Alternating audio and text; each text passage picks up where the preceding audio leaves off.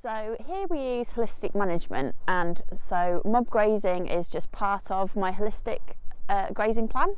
So it's not what we do exclusively through the whole year. There are areas and periods of time where we set stock. For instance, in the rough grazing down by the burn, we set stock there for a period in the early spring and the late summer. And also I'm going to establish some hay meadows, so there'll be a wet and a dry one, and I'll be hitting the dry one in the early spring quite heavily with the sheep. So mob grazing is what they do most of the time, but there are other ways of grazing in my plan as well. I think in regard to making a grazing plan, it's really hard to make a plan until before you have information about doing it and what your land, what happens to your land.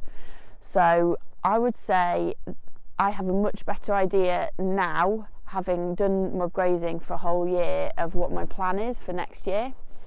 Whereas at the beginning of the year I did make a plan and it was basically really complicated and didn't really work. I had to change it so many times.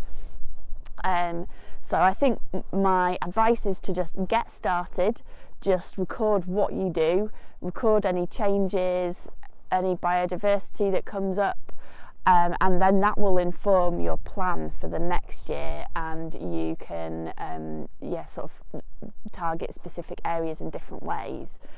So in a lot of the wet ground that we've got here, I've seen a lot of biodiversity like forget-me-nots and cuckoo flowers coming up just after one season of mob grazing that I hadn't seen the year before at all. So now I'm factoring that into my future grazing plans.